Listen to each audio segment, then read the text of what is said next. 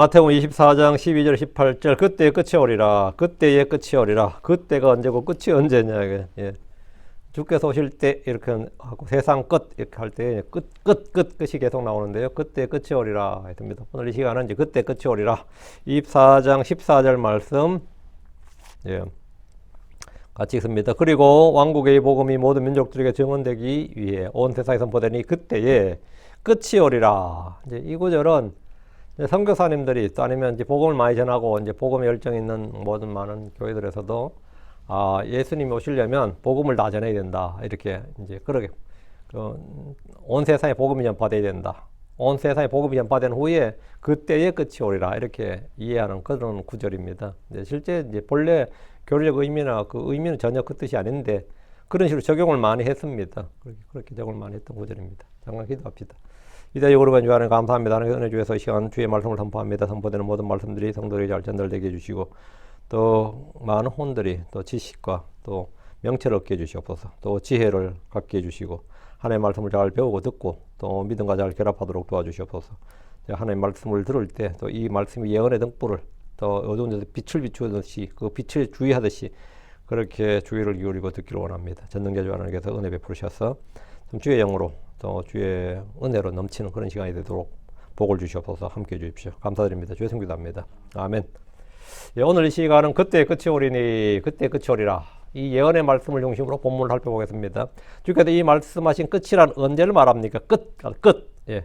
마지막 날들, 마지막 때란 말씀이 있고 세상의 끝이란 말씀도 있습니다. 세상에 보면, 이 성경에 보면 마지막 날들, last days, 마지막 때, 또 latter days 해야 돼요. 저 훗날인데 이제 마지막 날들이 있어요. last days가 있고, 세상의 끝이란 말도 있고, 주께서 제자들이 이렇게 말씀하셨습니다. 마태복음 28장 20절에 그리고 보라 내가 너희와 항상 심지어 세상 끝까지 너희와 함께 있느니라. 아멘. 세상 끝까지 이렇게 여기서 말씀하신 이 세상 끝은 사도들이 죽을 때까지 이 말은 아니죠. 사도들이 죽을 때까지란 말은 아닙니다. 세상에서 사람들도 우리는 끝까지 싸우겠다. 뭐 끝까지 살아남겠다. 끝까지 최선을 다하겠다는 등의 말을 합니다. 우리가 말하는 끝은 어떤 일의 끝이거나 내가 살아있는 동안을 말합니다. 그럼 성경이 말하는 세상의 끝, 모든 것들의 끝은 언제를 말하는 겁니까? 베드로전서 4장 7절. 베드로전서 4장 7절. 그러나 모든 것들의 끝이 가까우니라. 모든 것들의 끝이 가까우니라. 이게 만물의 끝이 가까우니라. 같은 말입니다. 만물이나 모든 것들이란 이제 한자냐 이제 플러스냐 그 차이죠. 그러나 모든 것들의 끝이 가까우니라. 그러므로 너희는 정신을 차리고 기도에 깨어 있어라 했죠. 모든 것들의 끝이 가까우니라 했어요. 성도들에게 모든 것들의 끝은 이 땅을 떠날 때 휴거와 부활의 날입니다. 유대인들에게 세상 끝 모든 것의 끝은 대환란의 끝입니다. 그날에 이방인들의 때가 끝납니다. 그때의 끝이 오리란 말은 주의 날이 끝난다. 대환란의 날이 끝난다 이 말입니다. 그때의 끝이 오리라. 끝이란 악한 현세사이 끝난다는 말입니다. 악한 현대사에 끝난다 이거. 악하고 음란하고 비뚤어진 세대가 끝난다는 말입니다. 악한 현대상 공룡 권세 잡은 통치자인 마귀가 다스리던 마귀가 통치하던 시대가 끝난다 이거. 사망이 통치하던 시대가 끝납니다. 불의와 불법이 성행하던 날들이 끝납니다. 주 예수님이 이 땅에 오셔서 그분의 왕국을 세우시고 통치하시면 이 땅에는 모든 부정한 영들, 악한 영들이 없어지고 땅의 저주가 거치고 땅에 내려진 저주가 끝이 나고 이 말 새롭게 됩니다. 영혼 붙잡혀서 끝없이 깊은 구덩이에 천년 동안 결박됩니다. 그의 시대가 끝납니다. 짐승과 거짓 예언자는 산채로 불로수에 던져집니다. 그들의 시대가 끝이 나는 겁니다. 이들 역시 끝이 납니다. 그때의 끝이 오리라. 이것은 주의 재림의 때를 말합니다. 그럼 다 끝이 온다고. 성경이 말하는 끝은 다니엘의 예언적 연대기인 71일을 기준으로 마지막 한 주, 70번째 주를 끝이라 그럽니다. 7일회와 62일회가 끝난 후에 메시아가 끊어질 것이다. 이렇게 했는데 메시아가 끊어집니다. 이것이 예수 그리스도의 죽음입니다. 메시아가 끊어진다. 예수 그리스도의 죽음이죠. 그리고 마지막 한 일회가 남는데 이것이 야곱의 고난의 때요 주께서 말씀하신 큰 환란입니다. 끝까지라고 하면 바로 이 마지막 한 일회의 끝을 말합니다. 마지막 한 일회, 그 7년의 끝이죠. 한 일회는 7년인데 성경이 때를 마지막 때, 이 7년을 마지막 때라고 하고 끝까지라고 하면 마지막 한 일회의 끝입니다. 바로 이때가 주께서 이 땅에 오시는 때입니다. 지상재림. 주의 지상재림은 그 날짜를 셀 수 있고 알 수 있습니다. 멸망에 가지한 것이 주의 성전에 설 때부터 1260일이 지나는 날 하늘의 문이 열리고 주께서 흰말을 타고 이 땅으로 오시는 때입니다. 그날에 주님은 전쟁하러 심판하러 이 땅에 오시는데 모든 사람이 봅니다. 그날에 남은 자들, 이긴 자들, 끝까지 견딘 자들은 모두 구원받습니다. 이방인들 중에 고난받던 유대인들의 선을 행하던 자들은 모두 왕국으로 들어갑니다. 그렇지 않은 자들은 마귀와 그의 전사들 위해 예비된 불 속으로 던져지게 됩니다. 제자들은 주님에게 세상 끝의 표적, 주께서 오실 때의 표적, 세상 끝의 표적, 이 말은 다니엘 70째 주, 그 70일에서 하는 70째 주, 마지막 한 주에 있는 그 재앙들, 그게 세상 끝의 표적, 주께서 오실 때의 표적, 그게 뭐냐고 물었는데, 예, 주님은 예루살렘과 성전, 유대인들이 닥칠 재앙들을 말씀해 주셨습니다. 이것들은 전혀 새로운 내용이 아니라 구약의 예언자들, 그 구약의 예언서들, 특히 소선지서들에 상세하게 기록되어 있는 내용입니다. 주님이 이거 새롭게 뭐 말씀하신 게 아니고 구약을 읽은 사람들은 구약에 다 있는 내용이에요. 특히 소선지서들은 이 부분을 집중적으로 다루고 있습니다. 지금 본문이 바로 이 시기, 야곱의 고난의 때라고 말하는 그 주의 날에 관련된 일들입니다. 이것은 구약성경의 핵심 주제고 요한계시록이 다룬 예언의 말씀입니다. 자, 본문을 보겠습니다. 12절, 이 4장 12절입니다. 그리고 불법이 성행할 것이요 많은 사람의 사랑이 식어지리라 했죠. 거짓 예언자들이 막 일어나고 많은 사람 속인다고 그랬잖아요. 그게 마지막에 표적을 말씀하시면서 이어서 계속하시는 말씀이에요. 그리고 그 거짓 예언자들이 막 넘치고, 그리고 말이야, 불법이 성행할 것이요 많은 사람의 사랑이 식어지리라 했는데, 세상 끝의 표적, 주께서 오실 때의 표적들 중에 하나가 불법이 성행한다. 다음에 많은 사람의 사랑이 식어진다. 이 사랑은 뭐냐면 하나님의 사랑, 그게 아니고 본성의 애정입니다. 사람들은 내추럴 어펙션을 다 가지고 있죠. 그 본성의 애정이 식어진다고요. 어느 시대나 불법이 성행하지만 주의 날은 이 땅에 불법이 넘치게 될 겁니다. 저 사악한 자가 직접 이 세상을 통치하기 때문입니다. 지금은 막는 자가 있어서 옮겨질 때까지 막고 있지만 그날에 그가 이 땅에 나타나 자신을 모든 것 위로 높이며 사람들의 경배를 받습니다. 그는 죄의 사람입니다. 그는 거짓의 압입니다. 그는 처음부터 살인자에 속이는 자입니다. 그런 불법이 성행할 것은 당연한 일입니다. 왜? 불법자가 지금 통치자가 되어 있으면 당연히 불법이 성행하죠. 당연한 일이에요. 지금까지 종교의 유무에 관계없이 인간이 본성의 법으로 지켜왔던 그런 많은 도덕적인 가치들이 있습니다.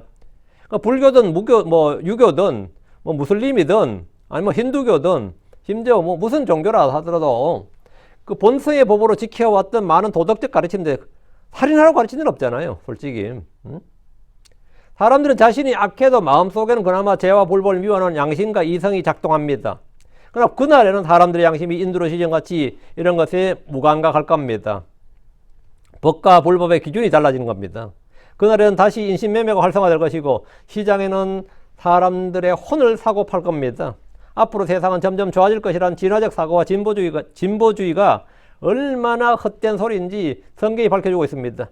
여러분이 막 지금 인권이 어떠고 어쩌고 하면서 막 진보적 가치들이 굉장히 좋은 것 같지만 실제로 그것이 얼마나 사람을 이 비도덕적이고 반도덕적이고 반양심적인지 반성경적인지는 우리 그냥 보면 알죠. 여러분 좌파들 보면 알잖아요. 좌파들의 사고방식이나 그들의 생활방식이나 그들의 정치적 견해나 그들이 추구하는 어젠다를 보면 그 완전히 사람 죽이는 게 아무것도 아니고 그들이 말하는 LGBTQ 플러스, 뒤에 플러스는 뭔데?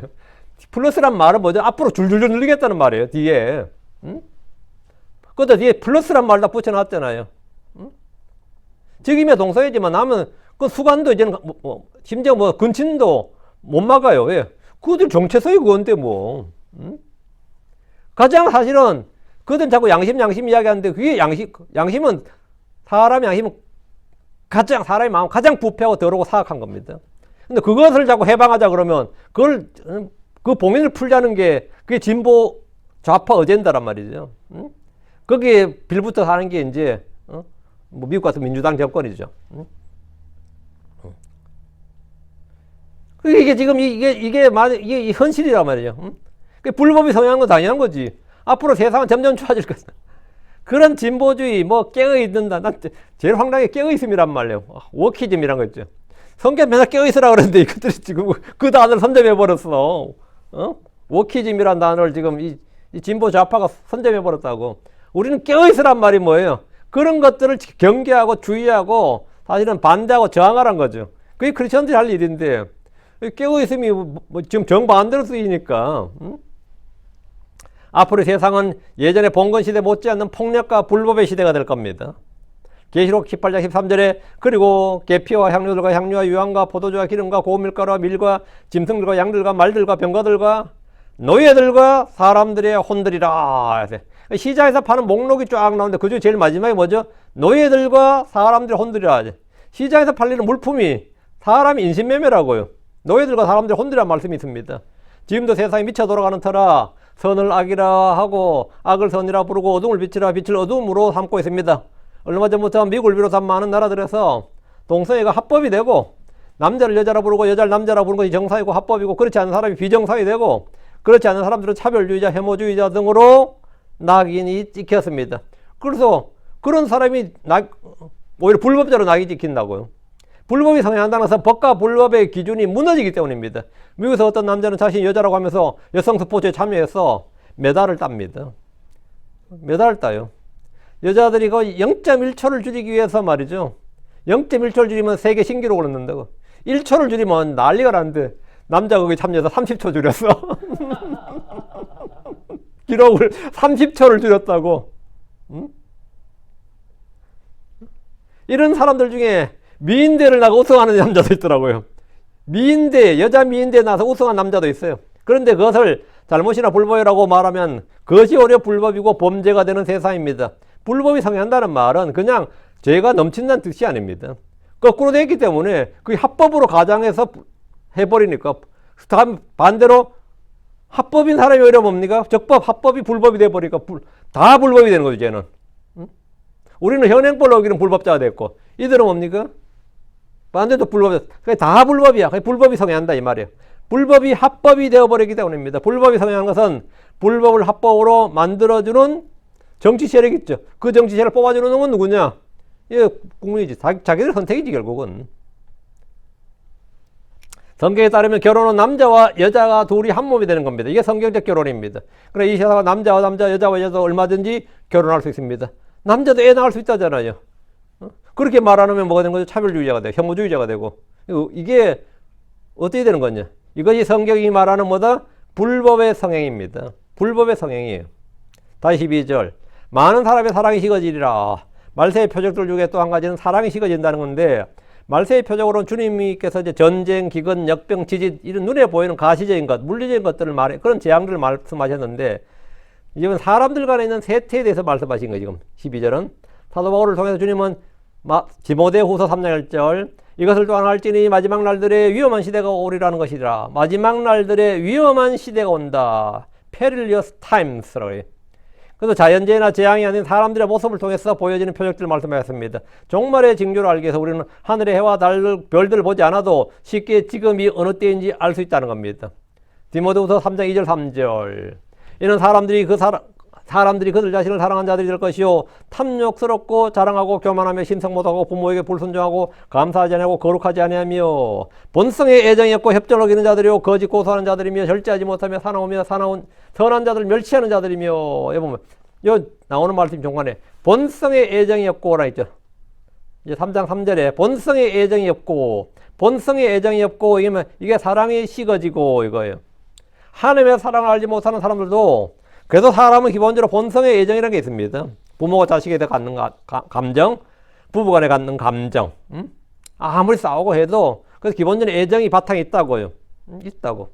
그래서 가족들을 위해 희생하는 일을 달게 여기고 달갑게 여기는 이들이 많고 부모를 공경하고 자식들을 먹이고 교육하는 일에 자신을 바치는 일이 당연하게 여겨지 않습니다. 그게 또 뭐 당연한 의무고 그게 나의 특권처럼. 부부간에도 치열하게 싸우면서도 이혼하지 않고 살았는데 왜 그러냐 하면 미운정이라도 있어서 그렇다 그래요. 미운정이라도 있다 이거야. 뭐 본성의 애정이 있다 이거죠. 그죠?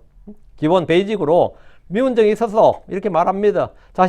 자식들 때문에 참고 산다는 사람들도 많이 있는데 본성의 애정이 자신이 겪고 있는 모든 것들을 모든 고난을 기꺼이 감내하고도 남았기 때문입니다. 나 하나 희생한다 이거예요. 나 하나 피해보고 손해본다. 근데 이제 자기를 사랑하게 되면 안 한다 이거예요. 내가 왜 그런지 아냐고. 돈을 사랑하게 되면 이제 이익을 사랑하게 되면 그거 안 한다 이거죠. 왜? 본성의 애정은 식어지는 거지. 응? 지금은 그렇지 않은 시대입니다. 사랑이 식어져 버리는 이 세대는 약간의 이익을 위해서라면 얼마든지 배신할 수 있습니다. 자식이나 부모를 버릴 수도 있습니다. 10절에서 이미 주님은 그리고 그때 많은 사람이 실족할 것이요 또 서로 배반할 것이요 또 서로 증오하리라 이렇게 말씀하셨어요. 서로 뭐 한다? 예, 배반하고 서로 증오한다고요. 마가복음 13장 12절 이제 형제가 형제를 또 아버지가 아들을 배반하여 죽게 하며 자식들이 일어나 자기 부모를 대적하며 그들을 죽음에 처하게 하리라. 참으로 이런 일이 있을까 싶지만 그날에는 이런 일이 비일비재하다 이거. 가족은 더 이상 사랑과 신뢰의 공동체가 아닌 겁니다. 지금도 좌파 정치인들이나 진보를 자처하는 지식인들은 이런 가족과 가정의 공동체를 깨뜨리기 위해서 갖은 노력을 다하고 있습니다.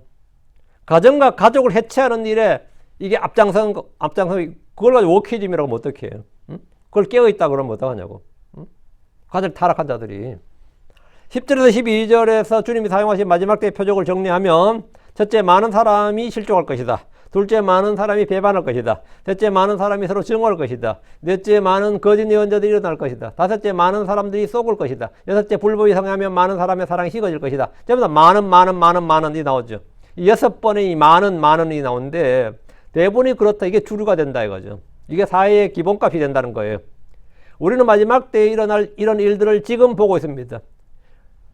옛날에는 뭐 부모가 자식이 위해서 하는 건 다 그렇지 뭐 안 그러는 부모가 어디 있어 이랬잖아. 그날에 반대로 부모가 자식을 버려서 그거 다 버리지 안 그러는 부모가 어디 있어 이래 된다는 거예요. 거꾸로 된다고. 응? 예전에는 자식을 위해서 부모가 희생하는 것을 뭐 부모라면 마땅히 다 그렇지. 근데 많은 사람이 다 그렇게 했다고. 근데 마지막 날에만 많은 사람이 뭐다? 다 배반하고 증오하고 죽이고 이렇게 한다 이거예요. 이게 말세의 징조고 표적이다고요. 우리는 마지막 때 일어날 일들을 보고 있습니다. 그 중에 가장 흔한 것이 거짓 형제들, 거짓 크리스천들, 거짓 목사들, 거짓 교사들입니다. 선교사들 중에도 복음을 단 한 번도 전하지 않고 놀러 다니면서 선교 헌금을 후원받는 그런 놈들 수두룩합니다. 선교사들 중에서 그런 놈 수두룩해요. 뭐 필리핀에 선교 갔대, 우크라이나에 선교 갔대, 뭐 카자흐스탄에 선교 갔다는데 단 한 번도 복음을 전할 시도조차 안 하고 노는, 그러면서 선교 후원을 받아요. 선교 헌금 후원 받아요. 외국에 학교 세운 다음에 1년 내내 기부금만 거두러 다니는 사기꾼 선교사를 본 적이 있습니다. 그럼 선교 언제 하냐고. 1년 내내 미국과 한국, 캐나다 교포교를 돌고 있어요. 1년 내내. 정말 유명한 사람이 있는데 그 사람이 하는 일은 단 한 명의 현지인에게 복음을 전하는 게 아닙니다. 1년 내내 돌아다니면서 여러 나라의 교회들을 돌아다니면서 강연하며 돈을 거두는 것이 전부입니다. 책 한 권 써가지고 또 그거 하고 또 강연하고. 거짓 사역자들이 많은 것, 이단들 사이비들이 많은 것은 이상한 일이 아니라 성경에 예언된 겁니다. 지금도 많은 목회자들이 뭐 설교 준비한다 그러지만 복음을 단 한 명도 안 전한 합수들렇게 해요. 복음을 전하러 갈 생각도 안 하고 단 한 명에게도 복음을 안 전한다고. 13절.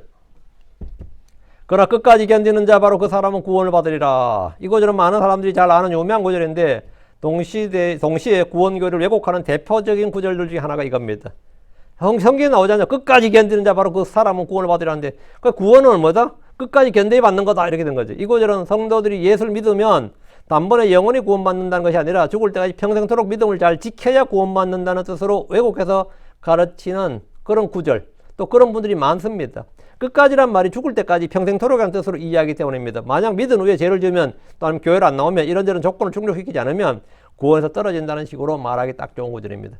그 사람 구원받고 나서 아마 지금은 몰몬교 다니죠. 아마 그 사람 지금 아마 그 하나님의 교회 그 신천지 다니지 이러면 구원 못 받았네 뭐 이런 식으로 하잖아요. 구원 못 받았네 하거나 뭐 여러 가지 아니면 구원 받아서 떨어졌네 그런 해석은 자유인데 이런 구절이 있잖아. 이 구절과 더불어 히브리서 6장 4절 6절까지 언급해버리면 구원은 죽을 때까지 노력해서 지켜야 하는 것이 되고 맙니다. 이 구절에서 끝은 개인의 삶의 끝이 아니라 대환란의 끝입니다. 주께서 예언의 말씀을 주신 다니엘의 70일에서 70째 주가 끝나는 끝에 해당됩니다.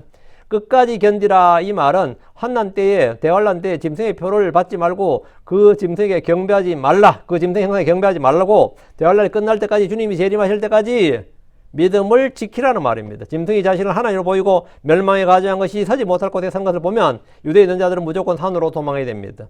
그리고 이들은 1260일 동안 견뎌야 됩니다. 끝까지란 말은 후 3년 만 42개월 1260이란 정해진 기간의 끝을 말합니다. 이것을 견디면 그 사람은 구원을 받습니다. 뭘로부터? 대환란으로부터 구원이에요. 대환란으로부터 구원입니다. 여기서 말한 구원은 대환란에서 구원을 받는다 이 말입니다. 그는 하늘의 왕국에 들어갑니다. 들어갈 수 있어요. 성경에서 구원이란 말은 무엇에서 구원인지, 누구로부터 구원인지를 분명하게 알아야 됩니다. 어떤 구원은 혼의 구원을 말하지만 어떤 구원은 죽음으로부터, 질병으로부터, 기근으로부터 구원이고, 포로됨에서 구출이나 물이나 불과 같은 위험에서 구원도 있습니다. 끝까지 견디는 자는 대환란에서 용과 짐승과 거짓 예언자로부터 구원받습니다. 크리스천들은 끝까지 견디라는 명령이 없습니다. 자, 크리스천들에게 끝까지 견디라는 명령이 없다고. 있는 것 같은데요. 뭐 성경 저도 성경 읽을 만큼 읽은 사람인데 그 성경 있지 않나? 이러면서. 크리스천들은 끝까지 견뎌 구원받는다가 아니라 대신 주님께서 우리를 끝까지 지켜주신다, 끝까지 함께 계신다, 끝까지 살아가신다, 끝까지 붙들어 주신다는 말씀이 있습니다. 끝까지 견고히 지켜주신다는 말씀이 있다고. 주님은 그분의 양들 중 하나라도 잃어버리지 않고 끝까지 지키신다는 약속의 말씀이 있습니다. 우리가 끝까지 지키는 게 아니고, 우리가 끝까지 견뎌 구원받는 게 아니라 주님이 우리를 마다 하나도 잃어버리지 않고 끝까지 지키신다. 고린도전서 1장 8절, 그분께서 또한 너희를 끝까지 견고하게 하시리니, 그분께서 또한 너희를 언제? 끝까지 견고하게 하시리니, 이는 너희가 우리 주 예수 그리스도의 날에 책망받을 것이 없게 하려 하심이니라. 주 예수 그리스도의 책망받을 것이 없게 끝까지 견고하게 하신다. 자, 다시 9절 봅니다. 13절, 그러나 끝까지 견디는 자 바로 그 사람은 구원을 받으리라. 이 말씀은 지금 크리스천들을 대상으로 하는 혼의 구원을 말한 것이 전혀 아닙니다. 이 말씀은 마태복음 10장 22절에서 이미 한번 말씀하셨어요. 마태복음 10장 22절, 그리고 너희가 내 이름으로 인하여 모든 사람에게 미움을 받으리라. 그러나 끝까지 견디는 자는 구원을 받으리라. 이 구원은 주의 날 대환란을 어떻게 견뎌야 하는지를 말씀해 줍니다. 구약 이스라엘은 율법이 주어졌습니다. 그러나 그들이 율법을 지키지 않으면 혼이 끊어집니다. 신약에서는 모든 사람들에게 은혜의 복음이 주어졌습니다. 이 복음을 믿지 않으면 그 영혼은 멸망합니다. 대환란 때는 왕국 복음이 모든 민족들에게 증언됩니다. 이것은 침례인 요한 때부터 주님의 공생의 사역 동안 이스라엘에 잠시 전파되었지만 그 백성이 거부했던 복음입니다. 거부했던 복음이에요. 회개하라, 하늘의 왕국이 가까이 있느니라. 이 말씀으로 주 예수님이 이 땅에 하늘의 왕국을 세우시고 통치하시는 왕이 된다는 말씀이 왕국 복음입니다. 그들은 그들의 왕을 거부하고 배척했습니다. 이 복음이 주께서 이방인에게 또는 사마리아 사람들에게, 이 복음은 이방인에게 또는 사마리아 사람들에게 전파하지 말고 오직 이스라엘에 잃어버린 이스라엘에게 전파하라고, 이스라엘 집에 잃어버린 양들에게만 전파하라고 했던 복음입니다. 대환란 때는 이 왕국 복음이 온 세상 모든 민족들에게 선포됩니다. 은혜 복음은 믿는 자들에게 값없이 주어지는 선물입니다. 왕국 복음은 하나님의 명령과 예수 그리스도의 증언들을 가진 자들이 끝까지 지키고 견디는 자에게 주어지는 구원입니다. 14절, 마태복음 24, 14절, 그리고 이 왕국의 복음이 모든 민족들에게 증언되기 위해 온 세상에 선포되리라 하여. 왕국의 복음이 온 세상에 선포된다잖아요. 그리고 그때의 끝이 오리라. 그리고 그때의 끝이 오리라. 왕국 복음이 온 세상에 전파되고 그때의 끝이 온다. 왕국 복음이란 말, 왕국의 이 복음, 이 왕국 복음이란 말씀 주목하시고, 성경에 여러 가지 복음이 나옵니다. 복음은 기쁜 소식, 즐거운 소식이라는 뜻으로 흔히 알려져 있지만 복음은 하나님의 말씀이라는 뜻입니다. 가스펠, 이 말은 뭐냐면 가스펠이에요. 우리 스펠링이라고 그러죠. 스펠, 이거 뭐냐, 말하다 이거예요. 가스펠, 하나님이 말씀하신다. 하나님의 말씀이에요. 저는 구원받고 교회를 다니면서 성경 읽었지만 왕국 복음과 은혜 복음의 차이를 전혀 몰랐습니다. 하늘의 왕국과 하나님의 왕국의 차이도 몰랐습니다. 그냥 다 같은 것인 줄로 알았습니다. 글자가 다르고 단어가 달라도 같은 것, 같은 뜻인 줄로 알았습니다. 다른 것은 같은 것이 아니라는 사실을 안 것은 킹제임스 성경을 만난 후부터입니다. 본문의 이 왕국의 복음이 모든 민족들에게 선포된 후에 끝이 온다고 합니다. 그럼 왕국 복음은 대환란 때 선포되는 복음임을 알 수 있습니다. 왕국 복음은 예수 그리스도께서 세우시고 통치하실 왕국이 이 땅에 세워질 것이고, 의의 왕국, 화평 왕국, 이스라엘이 민족들의 머리가 된다는 그런 예언의 성취입니다. 예수님이 이 땅에 오셨을 때 침례자 요한과 주 예수님께서 선포하셨고, 그분의 제자들이 온 이스라엘을 돌아다니면서 선포하셨는데 오직 이스라엘의 잃어버린 양들에게만 선포하도록 명령하신 복음입니다. 이것은 이스라엘의 잃어버린 양들에게만 선포되는 복음이에요. 이 복음이 선포될 때 다양한 표적들과 기적과 이적이 동반되었습니다. 왕국의 복음은 왕의 백성들을 약속의 땅으로 다시 불러 모을 목적으로 선포됩니다. 대환란 때 흩어진, 온 세상에 흩어진 유대인들을 이방인들이 어떻게 대해주느냐에 따라서 그 이방인들이 구원이 결정나요. 그들은 양과 염소로 분류가 됩니다. 양으로 분류된 이방인은 하늘의 왕국으로 들어가게 되고, 염소로 분류된 이방인은 영원한 불 속으로 들어가게 됩니다. 이게 마태복음 25장인데 다음에 25장에 이제 나옵니다. 이와 달리 은혜의 복음은 예수 그리스도께서 우리의 죄들로 인하여 고난을 받으시고 십자가에 못 박혀 죽으시고 성경 기록대로 셋째 날에 부활하심으로 우리의 죄와 불법을 모두 제거하셨다는 소식입니다. 이게 가장 은혜, 우리가 한 게 하나도 없고, 우리가 해야 할 일도 하나도 없고, 주님이 다 하셨다예요. 우리는 그냥 받기만 하면 된다는 것. 주님을 받아들이기만 하면 된다는 게, 그 은혜는 받는 거죠. 값없이 받는 게 은혜예요. 값없이 주어지는 것. 선물이고 받는 거예요. 구원은 보상의 개념이 아닙니다. 많은 분들이 오랫동안 질문받은 것 중에 하나가, 예수 믿으면 구원해주고, 예수 안 믿는다 구원 안 해주고, 뭔 하나님이 그런 하나님이냐. 개판으로 살아도 예수 믿는다 구원해주고, 나 안 믿는다 구원 안 해주는 하나님, 그럼 엄청나게 편협한, 좀스런 하나님이 되잖아요. 기독교의 복음을, 교리를 난 이해할 수가 없다. 이런 분들이 많이 있거든요. 구원은 보상의 개념이 아니에요. 여러분이 이 광야에서 굶어 죽은 사람이 있어요, 없어요? 한 명도 없습니다. 광야에서 만약 굶어 죽은 사람이 있다면 그 사람만큼 등신이고 바보가 없습니다. 광야에서는 왜? 만나가 계속 내렸기 때문에 굶어 죽을 수가 없어요. 굶어 죽는 사람이 있다면 만날 거부한 사람만 굶어 죽습니다. 난 만나 먹기 싫다고 안 먹겠다고. 만나서 다른 양식이 없으니까 굶어 죽는 거예요. 광야에서 누가 갈증으로 죽었다, 물이 없어 죽었다 그러면 그것도 그 사람만큼 불쌍한 사람이 없고 한심한 사람이 없습니다. 광야에서 물이 부족하지 않았습니다. 주님이 물을 내주셨어요.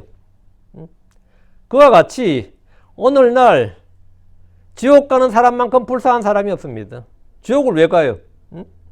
누구든지 믿을 수 있고 누구든지 믿기만 하면 되는데, 누구든지 아침에 장막에서 나와서 하늘에 내린 만나를 취하기만 하면 되는 것처럼, 누구든지 반석에서 나오는 물을 마시기만 하면 되는 것처럼 누구든지 예수를 받아들이기만 하면 구원이라.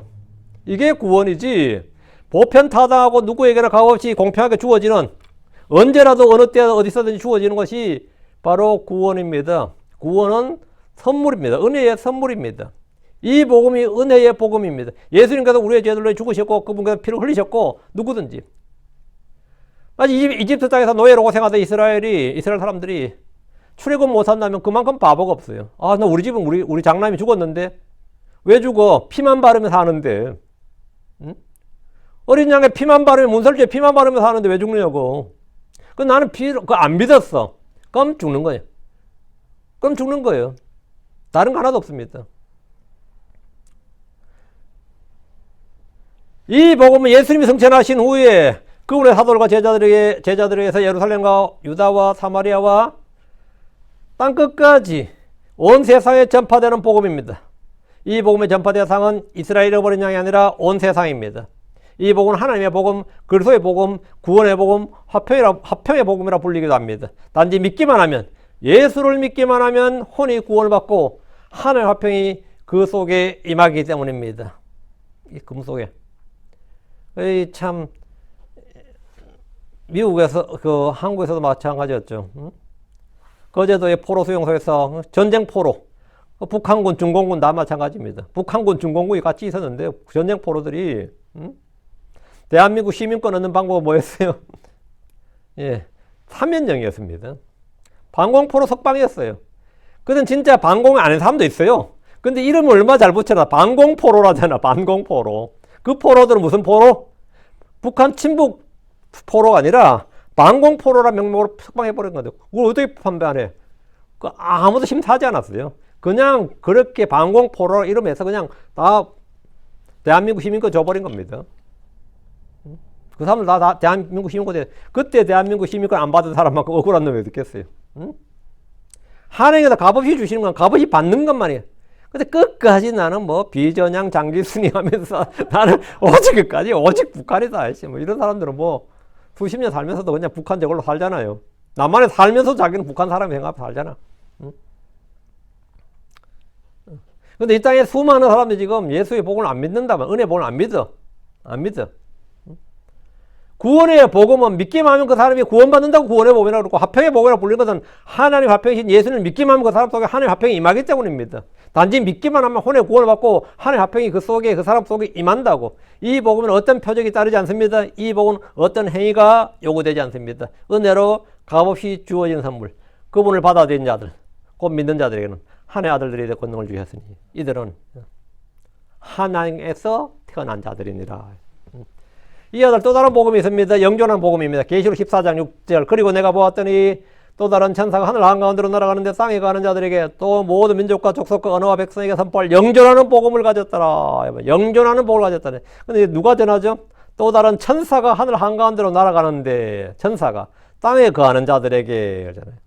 이 복음은 천사들이 하늘을 날아가며 전하는 복음입니다. 사도들이나 크리스천들이나 유대인들이 전하는 게 아닙니다. 이 복음은 대환란 중에 선포됩니다. 내용은 이겁니다. 계시록 14장 7절 큰 목소리로 말하기를 하나님을 두려워하라. 그리고 그분께 영광을 돌리라. 이는 그분의 심판의 시간이 왔기 때문이라. 그리고 하늘과 땅과 바다와 물들의 근원들을 만드신 그분을 경배하라. 이거를 주님께서 땅에 있는 자들에게 모든 민족과 족속 언어와 백성에게 선포한다고. 이게 영존하는 복음인데 그들은 천사가 전하는 복음을 듣게 되는 겁니다. 천사가 심판의 날이 가까웠다는 겁니다. 이 복음은 대환란 때 고난받는 성도들에게 주는 위로의 말씀입니다. 이 땅에 심판의 시간이 왔다는 것은 고난받는 성도들에게는 더할 나위 없이 기쁜 소식이고 이제 끝이 왔구나. 이제 내 끝까지 거의 견뎠구나. 이걸 알려주는 타이머죠. 이 복음은 구원이 아니라 하나님께서 죄인들을 심판하신다는 것으로 구약의 예언자들 뿐 아니라 불신자들도 천벌과 영벌 등의 이름으로 이미 알려진 겁니다.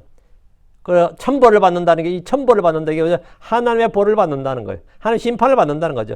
또 신벌이라 그래도 신이 내리는 벌이다 이거지. 이거는 뭐 예수 안 믿어도 다 아는 이야기예요. 천사들은 그 시각이 왔다는 것을 선포하는 겁니다. 이제 그 시각이 왔다.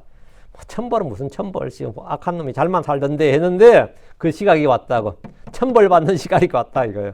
하나님 심판의 시각이 왔다. 이는 그분의 심판의 시간이 왔기 때문이라. 다시 14절. 다시 마태복음 와서 14절.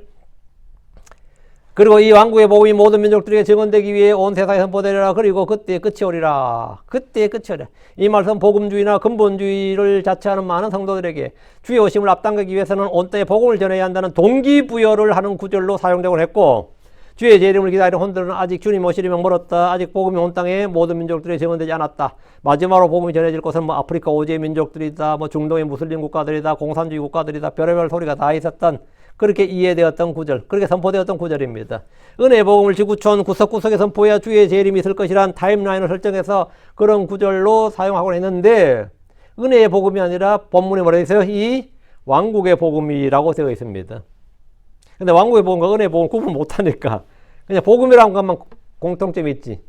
그 은혜의 복음을 지구촌 구석구석에 선포해야 주의 재림이 있을 것이다. 이렇게 가르치곤 했죠. 그러나 본문은 은혜의 복음이 아니라 왕국의 복음입니다. 전한 자들은 크리스천들이 아니라 14만 4천 명의 유대인들이고 그리고 하늘에서 내려온 두 증인이 이 복음을 전합니다. 크리스천들이 전하는 게 아니에요. 제가 전하지 않는다고. 저는 지금 은혜의 복음을 전하죠. 왕국 복음은 짐승, 적그리스도가 가장 싫어하는 복음입니다. 그의 왕국이 끝장나고 주께서 오셔서 이 땅을 통치하신다는 것이기 때문입니다. 이 땅의 모든 왕들이 싫어하는 복음이에요. 그리고 그때 끝이 오리라고 했는데 여기서 끝이란 말은 한 개인이나 민족 국가의 소명을 말한 것이 아니라 대환란의 끝을 말합니다. 짐승의 통치가 끝난다 이거예요. 용이 끝난다 이거예요. 거짓 연자 끝난다. 이 땅에 있는 부정한 영, 악한 영들 다 끝난다고. 이 땅의 저주가 끝난다고. 끝이 온다고. 끝이 온다고. 끝은 주께서 말씀하신 다니엘에게 말한 다니엘 통해서 말씀하신 70일의 70째 주와 연관되어 있습니다. 마지막 한 일에와 연관되어 있어요. 15절. 그래서 주님께 딱 말씀하시잖아요. 15절에.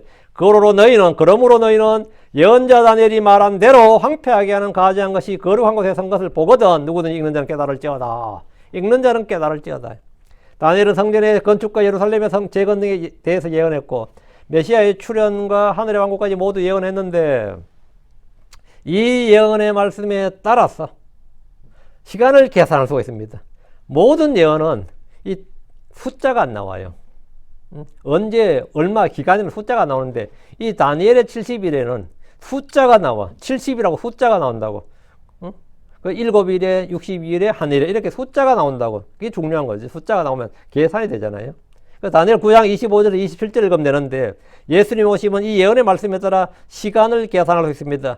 그래서 이 유대 경건한 자들이 예수님의 초림을 대충 계산할 수 있었던 겁니다. 그 당시에.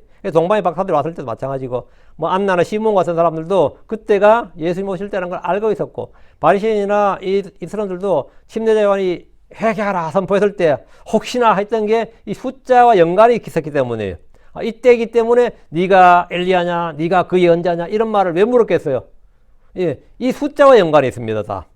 이때 이 타이밍이 뭐다? 메시아가 출현할 때라는 걸 그들도 알고 있었어요. 예수님이 오심을 왜? 예언의 말씀에 따라 시간을 어느 정도 계산할 수 있었어요.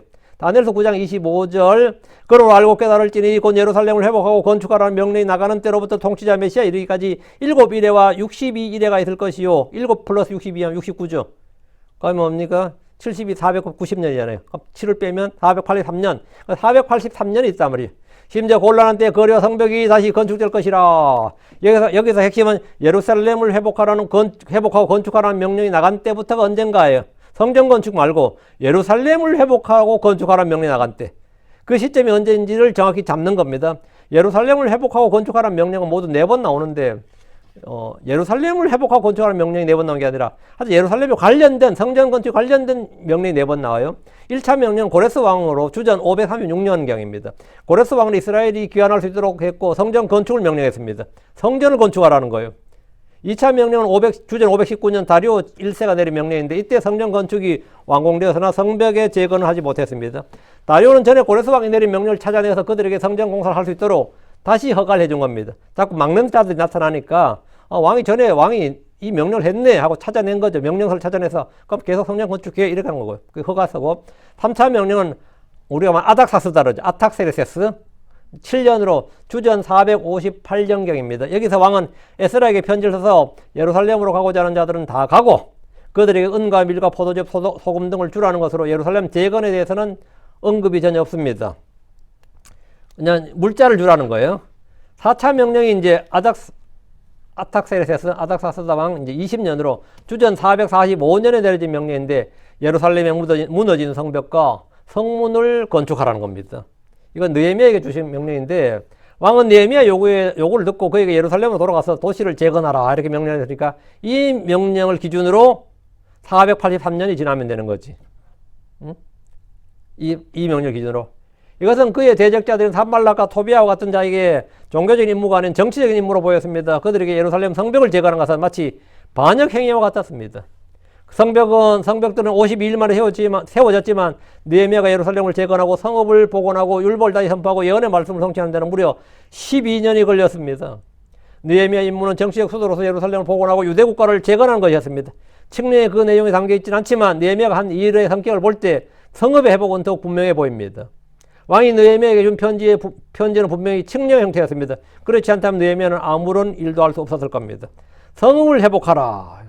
이 칙령을 내린 왕은 아탁세르세스가 느헤미야에게 준 것뿐이므로 이것이 바로 예언에 나오는 즉 가브리엘이 말했던 천사 가브리엘이 말했고 그 70주의 시작점이 틀림없습니다.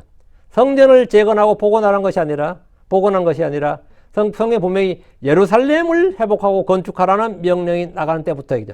성전을 재건하고 복원하라면 그 고레스 왕부터 시해야 되고요. 예루살렘을 회복하고 건축하라는 명령이 나가는 때로부터 이렇게 말씀하기 때문에 4번의 칙령 가운데 느헤미야가 얻은 칙령만이 70주의 시작이라 할 수 있습니다. 주님은 예언자 다니엘의 말을 인용하셨는데 다니엘은 또 62일에 후에 메시아가 끊어지겠으나 자신을 위한 것이 아니니라 이렇게 했습니다. 예수로의 죽음이 예언되어 있습니다. 예수님은 자신을 위해 죽으신 것이 아니라 자기 백성 곧 그리고 온 세상 모두를 위해 죽으셨습니다. 한 일회와 62일의 후에 죽은 것이 아니고 7일인데 그 1회가 7입니다. 그러니까 62일의 후에 메시아 끊어졌으면 69주가 지난 거죠.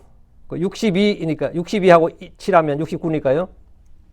한 1회와 할 때 7, 62일 후에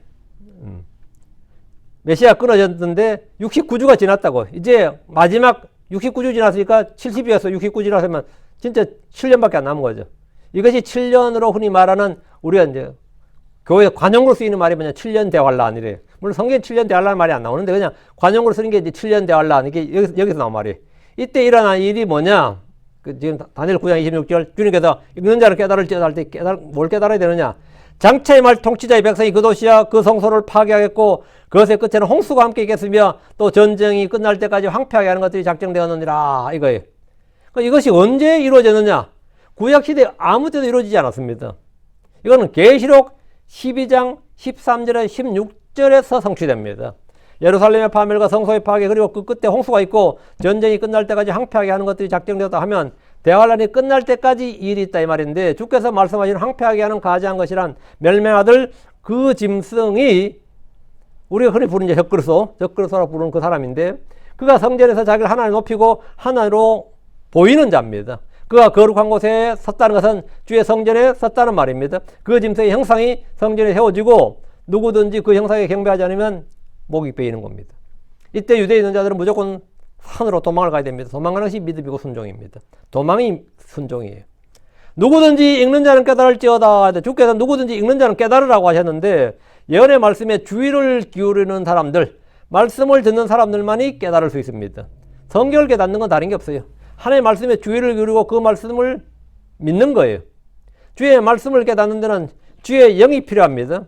다니엘서와 같은 구약의 예언서는 신약의 요한계시록과 짝을 이루는데 우리 주께서 주의 날 있을 일, 주의 날에 있을 일을 말씀해 주심으로 이 셋을 비교하면 대환란의 사건들을 좀 입체적으로 그릴 수 있습니다. 16절 그때 유대에 있는 자들은 산들로 도망할지어다. 주님은 대환란 때 주님이 말씀하신 이런 일들이 일어난 걸 보거든.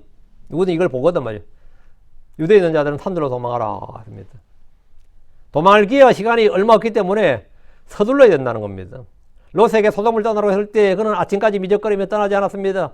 주의 천사들이 강제로 손을 잡고 그를 끌어내지 않았더라면 그는 불 가운데서 다 죽었을 겁니다. 그날에 유대에 있는 자들이 속히 살던 도시를 떠나야 목숨을 건질 수 있습니다. 그리고 그는 그때부터 끝까지 견뎌야 합니다. 17절입니다. 지붕에 있는 자는 자기 집에 어떤 것을 가지러 내려가지 말라. 피난 간다고 집에 들어가서 짐을 싸고 옷을 챙기고 양식을 챙기다가 발이 묶여버리면 도망가지 못할 수 있고 도망가는 중에 잡힐 수 있습니다. 도망가는 일에는 어떤 것도 신경 쓰지 말라는 건데 무조건 튀어야 됩니다. 이 36개 주력량이 이때가 최고의 믿음이에요.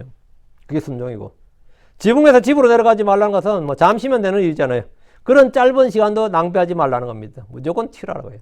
지금 주님은 유대에 있는 자들에게 주신 명령이지 크리스천들이 주신 명령이 아닙니다. 유대에 있는 자들은 이게요. 18절 또한 들에 있는 자는 자기 옷을 가지러 되돌아가지 말지어다. 이 역시 긴급성을 말합니다. 긴급성, 위험성. 들에서 집으로 들어가지 말고 바로 도망하란 말입니다. 16절 18절 말씀에서 주목할 것은 믿음으로 싸우라, 담대하라, 뒤로 물러나지 말라, 마귀를 대적하라 그게 아니에요. 그건 크리스천들이 주신 명령이고 환난 성도에 주신 명령은 뭐다? 믿음으로 싸우라, 담대하라, 마귀를 대적하라. 뒤로 물러나자 내가 기뻐하지 않아, 내 혼이 기뻐하지 아니라 이런 말씀이 아닙니다. 말씀을 잘 나누어야 됩니다. 그때 갑자기 의인은 믿음으로 살리라 그러면 골치 아픕니다. 응? 마귀를 대적하라 이런 거 진짜 골치 아파요. 그때는 도망가야 됩니다. 신약 성도들은 대적하라, 싸우라는 명령을 받았습니다. 우리는 승리의 약속을 받았잖아요. 이기는 자들로. 환난 성도들은 도망하라는 명령을 받았고 마귀가 성도들을 이기는 것을 허락받았습니다. 그날은 담대하게 싸우는 것이 불신이고 불순종입니다. 그게 반역이에요. 그날에 마귀들이 성도를 이긴 것을 허락받았기 때문입니다. 그러니까 말씀을 참 잘 나누어서 공부해야 되는 이유가 이겁니다. 왜 이 말씀하고 이 말씀이 틀리냐? 그 대상이 다르기 때문입니다. 세대가 다르기 때문에 그래요. 이 차이를 아는 것, 다른 것은 같은 것이 아닌 것. 이 차이를, 이거 다 같은 주의 말씀인데 이 차이를 아는 것, 이것이 바로 지각이고 명철이고 지혜예요. 차이를 아는 것이 명철이에요. 주의 말씀에 따라 도망하면 주께서 그들을 부양하십니다. 주께서 그들을 부양하셔요. 광야로 도망하든 산으로 도망하든 최대한 멀리 안전한 곳으로 도망가서 끝까지 견디는 자가 구원을 받습니다. 뭘로부터? 용의 진노, 짐승의 진노로부터 구원받는다고. 그리고 대환란, 주의 진노로부터 구원받는다고. 요 끝에 있을 일에 대해서는 이제 다음 시간에 이제 내일 이제 굉장히 좀 더 구체적으로 하겠습니다. 좀 더 구체적으로 하고 내용이 좀 많아서 마태복음 24장 25장은 좀 천천히 나가도록 합시다. 기도합시다. 위대하고 거룩한 주 하나님 감사합니다. 하나님께서 은혜 주셔서 오늘 주의 말씀이 또 듣는 모든 혼들에게 잘 전달되고 듣는 혼들도 말씀을 잘 깨닫게 하시고 과연 말씀이 그러한가 하여 이 듣기만 한 것이 아니라 성경을 직접 찾아보면서 또 성경에서 과연 그러한지 좀 깊이 상고해보고 또 말씀을 앞뒤로 이렇게 또 이렇게 찾아서 맞추어보고 또 하나님께서 깨달음을 주셔서 이 말씀들이 어느 때 누구에게 어떤 식으로 적용해야 되는지도 잘 알도록 도와주시옵소서. 전능하신 주 하나님께서 은혜 주셔서 참 저희에게 복된 소망, 저희가 환난 전에 들림을 받고 또 아버지 이 세상에서 하나님 진노, 주의 진노를 받지 않게 서로 해주셨는데 이런 복된 소망들도 모든 성도들 잘 전달되게 해주십시오. 물론 많은 분들이 환란 후 휴거를 믿는 분도 있고 환란 통과를 믿는 분들도 있습니다. 그러나 주님께서 참으로 지각을 열어주셔서 저희가 어느 때 무슨 말씀을 어떻게 참으로 알고 믿고 깨달아야 될지 또 적용해야 될지를 이 서로가 이게 목소리 큰 사람이 이긴 것이 아니라 기록된 말씀을 통해서 분별될 수 있도록 저희를 불쌍히 여겨주시고 또 저희에게 지각을 열어주시고 깨닫는 마음을 주시고 진리의 영이신 성령께서 이것들을 좀 알려주셔서 이런 것에 대해서 분쟁이 없고 또 같이 성경 신자들끼리 이걸로 다툼이나 분열이나 나뉘음이 없도록 그리고 이걸로 싸우는 일이 없도록 해주시옵소서. 전나신 주 하나님께서 은혜 주셔서 늘 저희가 진리의 성령의 인도를 받기를 원합니다. 또 깨닫는 마음으로 저희가 참 이 주님 아는 지식에서 자라게 해주시고 늘 예언의 말씀에 좀 주의를 기울이고 또 빛의 비추임이 있어야 됩니다. 주님께서 성령의 조명을 허락해 주십시오.